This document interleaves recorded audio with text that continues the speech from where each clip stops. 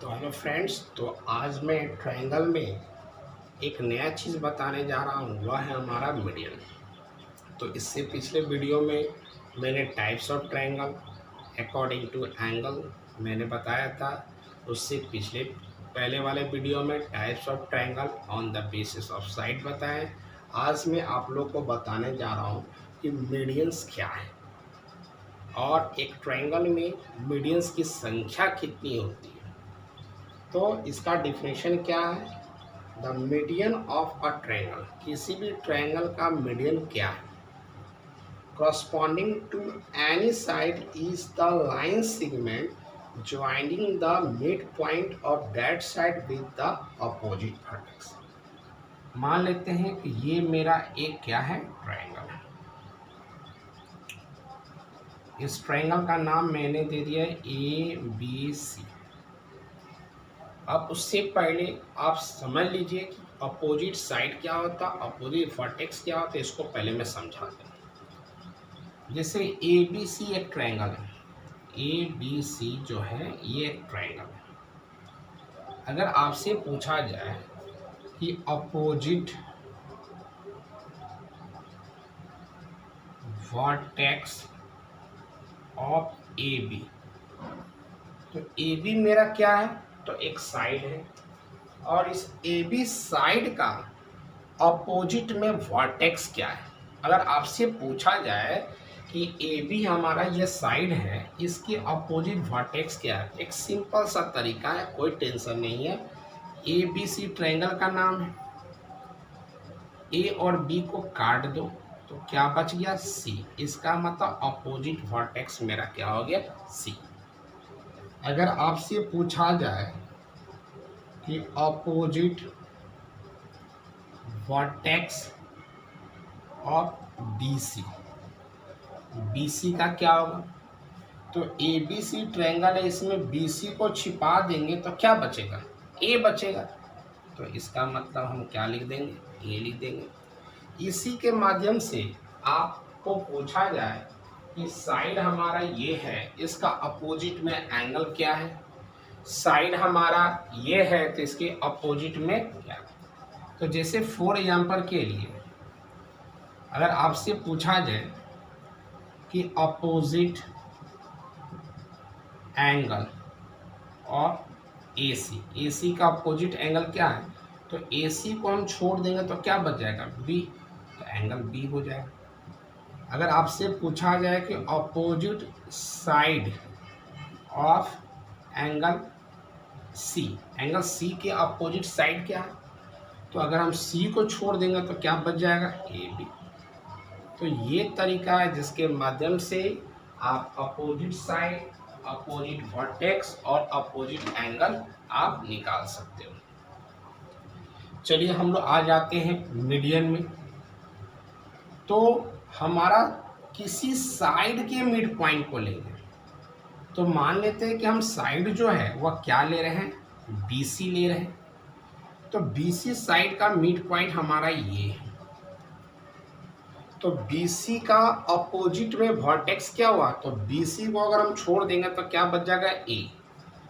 तो किसी साइड के मिड पॉइंट से अगर कोई लाइन ड्रॉ करते हैं उसके अपोजिट वर्टेक्स को, तो ये जो लाइन सेगमेंट है, इस लाइन सेगमेंट को हम लोग क्या बोलते हैं? मीडियन बोलते हैं। इस लाइन को ही हम लोग क्या बोलते हैं? मीडियन।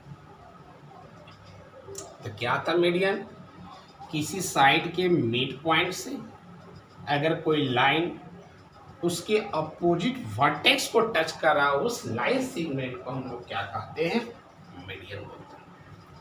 अब सवाल है कि एक ट्रायंगल में नंबर ऑफ मीडियंस कितना होता है? तो स्वाभाविक है जितना साइड्स होगा उतना मिड पॉइंट लेंगे, और जितना मिड पॉइंट लेंगे उतना उसका अपोजिट वर्टेक्स लेंगे। तो 3 साइड होता है तो 3 मीडियन होगा। तो उसी तरह इसका मिड पॉइंट ये हुआ तो इसका अपोजिट वर्टेक्स से लाइन ड्रॉ कर दी। उसी तरह इसका मिड पॉइंट ये हुआ तो इसके अपोजिट साइड से ड्रॉ कर दिया। तो एक हो गया P, दूसरा हो गया Q और तीसरा हो गया R। तो हमारा मीडियन क्या हो गया? AP, A से P, B से Q और सी से आर। तो इसका मतलब है कि एक ट्रायंगल में टोटल नंबर ऑफ मीडियंस की संख्या कितनी होती है, तो 3। तो मैंने लिखा ए ट्रायंगल हैज 3 मीडियंस, एक ट्रायंगल का 3 मीडियन। अब नेक्स्ट पॉइंट है, आप देख रहे हो फिगर में तीनों मीडियन एक पॉइंट पर टच कर रहा है। जो 3 मीडियन है वह तीनों मीडियन जो है वह एक पॉइंट पर टच कर रहा है, और उस पॉइंट को हम लोग क्या बोलते हैं, सेंट्रॉइड, और इसको हम लोग जी से इंडिकेट करते हैं। तो सेंट्रॉइड क्या है, the point of intersection of all the 3 medians, मतलब वह पॉइंट जिस पॉइंट पर एक ट्रायंगल का तीनों मीडियन टच करता, इंटरसेक्ट करता, उस पॉइंट को हम लोग क्या बोलते हैं, सेंट्रॉइड। और सेंट्रॉइड को किससे इंडिकेट करते हैं, कैपिटल जी से। सेंट्रॉइड को किससे इंडिकेट करते हैं, कैपिटल जी से। तो इससे पहले मैंने आपको मीडियन के बारे में बता दिया, अब मैं आपको एल्टीट्यूड के बारे में बताने जा रहा हूँ कि एल्टीट्यूड क्या होता है, ट्रायंगल में एल्टीट्यूड कहाँ होता है, एक ट्रायंगल में एल्टीट्यूड कितना होता है, उसके बारे में बताने जा रहा हूँ। तो एल्टीट्यूड क्या है, तो जिस तरह मैंने अभी मीडियन के बारे में बताया कि किसी भी ट्रायंगल के साइड के मिड पॉइंट से अपोजिट वर्टेक्स में जो लाइन होता है वो हमारा हो गया मीडियन।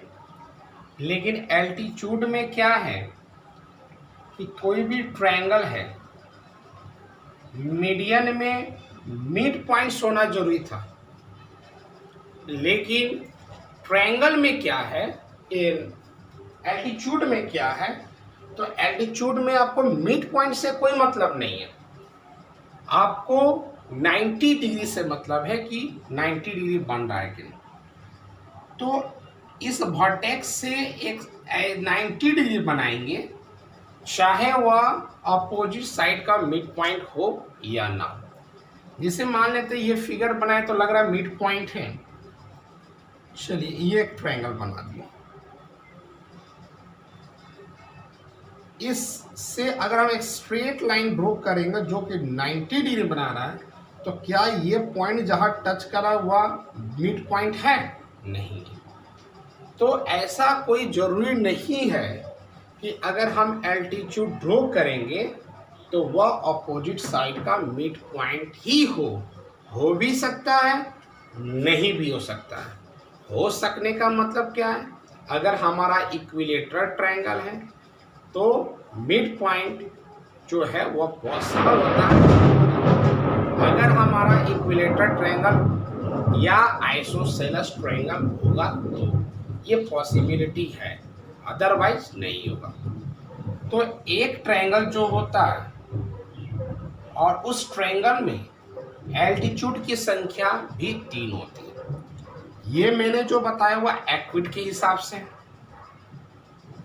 ये मेरा राइट ट्रायंगल के हिसाब से, और ये जो हम ऑब्ट्यूज बना रहे हैं इसमें एल्टीट्यूड जो होता है वह ट्रायंगल के बाहर होता है। ये एल्टीट्यूड जो होता है उसमें ट्रायंगल के बाहर होता है। पहला वाला जो है वह एक्विड है, तो ट्रायंगल जो एल्टीट्यूड जो बना हुआ है वह ट्रायंगल के अंदर बना हुआ। सेकेंड है राइट ट्रायंगल, इसमें एल्टीट्यूड ऑन द लाइन बना है। और थर्ड है हमारा ऑब्ट्यूज एंगल ट्रायंगल, आप देखो कि ट्रायंगल यही तक है, लेकिन जो एल्टीट्यूड हम वर्टेक्स से ड्रॉ किए वह आउटसाइड द ट्रायंगल। तो इसमें क्या है कि हमारा ये नेसेसरी नहीं है कि अपोजिट साइड के मिड पॉइंट होना जरूरी है, वह पॉसिबिलिटी किस में होता है, तो इक्विलेटरल ट्रायंगल में। आप इक्विलेटरल ट्रायंगल का अगर फिगर बनाते हो और उसमें अगर आप मीडियन ड्रॉ करो या सेंट्रॉइड या एल्टीट्यूड ड्रॉ करो, आपका दोनों सेम होगा। जैसे मान लीजिए ये मैंने फिगर जो बनाया, ये किसका फिगर है, तो इक्विलेटरल ट्रायंगल का। तो इसका अगर मीडियन ड्रॉ करें या एल्टीट्यूड ड्रॉ करें, दोनों सेम ही होता है इक्विलेटरल ट्रायंगल के लिए। अब आ जाते हैं कि एक ट्रायंगल में एल्टीट्यूड की संख्या कितनी होती है। तो एक ट्रायंगल में एल्टीट्यूड की संख्या 3 होती है। जिस तरह मीडियन 3 होता है, उसी तरह हमारा एल्टीट्यूड भी 3 होता है।